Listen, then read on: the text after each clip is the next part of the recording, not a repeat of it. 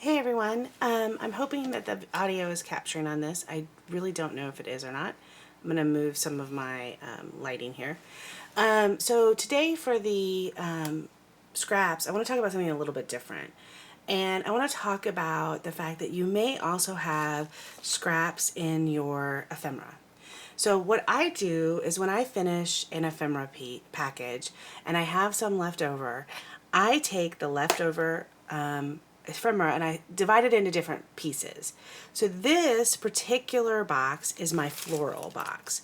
So this has ephemera from, I know it's Vicky Booten, Pink Fresh Studios, Echo Park, Felicity Jane, all of that. And this is, this was a collection that was real popular for a while. I don't remember what it is, but it's actually part of the colors I'm using today, so I'm gonna pull that out. And I just put them all in here, and then anytime I want to use some florals on a page, I just go to this die cut. So this is like my scrap florals. So I have them divided up into tags, phrases, florals, and everything else. And I have 4 boxes like this, and it really seems to work. So when you get down to the end of a package of ephemera and you're not sure what to do with it, that's an idea of how to make your scraps more useful. So today I'm going to be scrapping this picture from Ireland.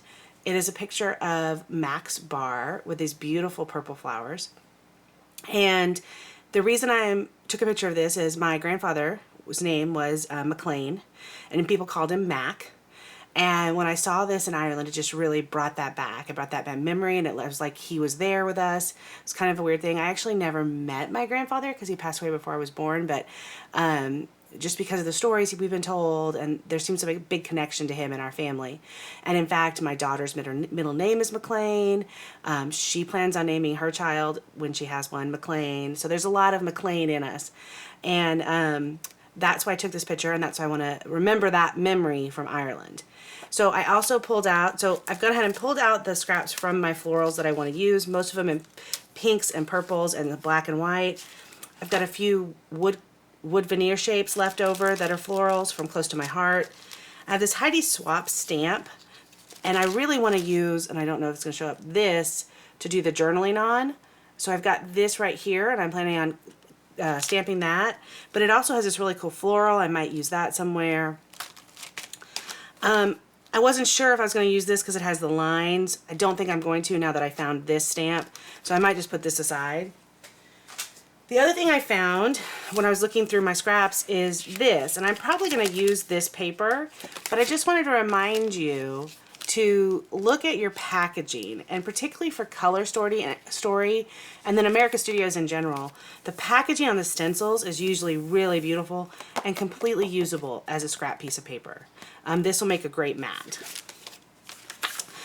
So I've got greens, purples, pinks, blacks. I've got some just things pulled out that I'm not sure what I'm going to use for this, but we're going to go ahead and get started. And we're going to start, the base of this is going to be using the Buenos Dias stencil that has the floral on this particular white cardstock with some of these grungy background stamps. They're called Charming Background from Close to My Heart. So I'm going to kind of make my own background paper. So I am going to catch you up now. I'm on fast forward. I'm on double speed. And the audio on my other camera just didn't quite match the video. So hopefully that all made sense before this. But I am picking out some purples and some pinks. And I'm going to do kind of a blending technique with this Buenos Dias stencil. Now, so I'm happen to use the Nuvo brush right there for the purple, the blending brush, the ergonomic ones. And then I think that I'm using the Pink and Main ergonomic as well for the pink. Those new ergonomic brushes are amazing. I'm going to link them from my little scrapbook store. I highly, highly, highly recommend. It has made stenciling so much easier. But for me, I'm just kind of picking areas of the stencil and I'm blending these together. I have Shaded Lilac, I think I have Wilted Violet and Kitsch Flamingo. And I'm just trying to get the pinks and the purples, and that lilac has kind of got a little hint of the blue in it. I'm not lining the stencil up. I'm just kind of going and adding, over the stencil, just some places. Now you could do this much better than I am and make it line up perfectly. That is not the look I am going for. So you have to decide kind of what look you're going for to do this. And I wanted it to be kind of just a faded background. You saw the massive purple flowers that were on that sign, and flowers in real life are not perfect. They're not linear. They kind of go all over, and that's kind of what I'm looking for. And I absolutely love this background. Very rarely do I say to myself, "Hey, a background and a page without people in it. It's just got stuff." In this particular, it just has the sign, and I think, "Oh, this is one of my favorite layouts." But this is legitimately one of my favorite layouts, and I think for me, part of that is the memory, and that's part of why we scrapbook is to get the memory told, and just having that memory of seeing Max Bar. It's a solid one I have from Ireland that kind of sticks out. But the other part of it is just the idea of how much fun I had just playing with this stencil. So this was actually the first time I had gotten this stencil out. So I hadn't played with it before. So it was fun to just get it out and see, what it looked like. And there's the mini Pink and Main brush, and I have ordered like 5 of those mini brushes now so that I have one in each color. They're just perfect. But I just love this page. I love the memory it tells. I love the playful background. I love the florals.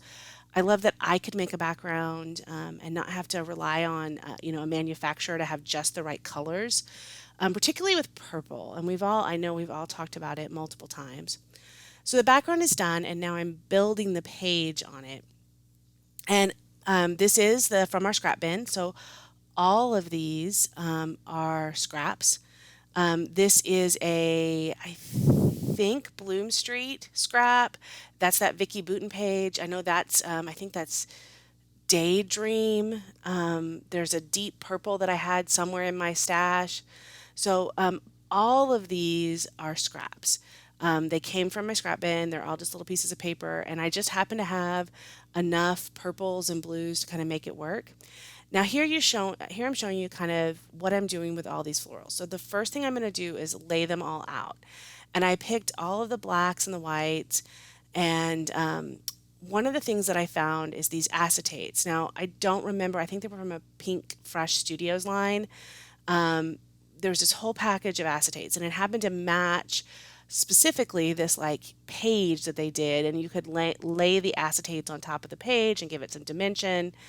But I just had a hard time using these acetates.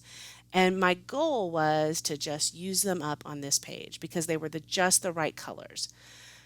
And you see me here, I'm struggling, I'm putting them on top. And I love them. They're pretty, but they really need to be on white.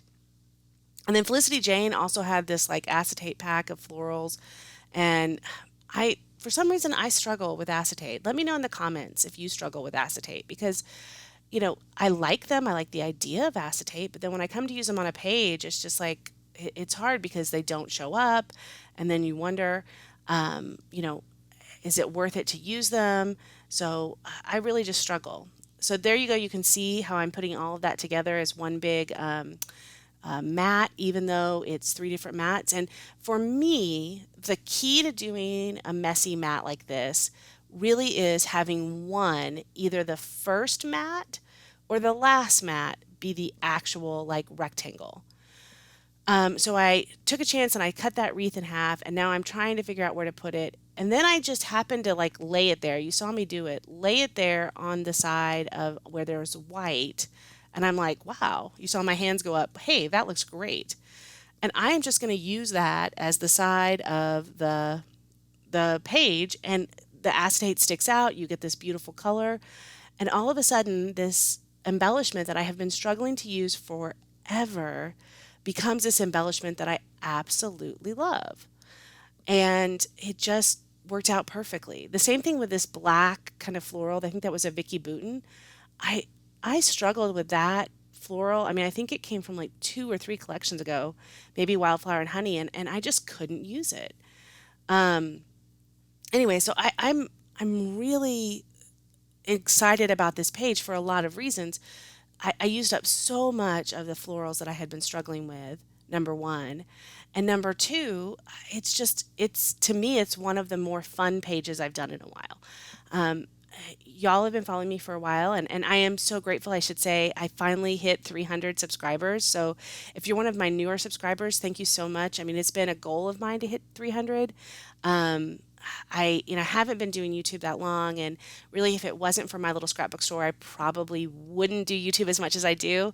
But I have just been so blessed to have people follow me and like me and kind of say nice things. So thank you so much. But if you're one of those people that have been following me for a while, you know this kind of a layout is kind of outside my norm, because I'm more of a clean line, basic follow a sketch kind of person.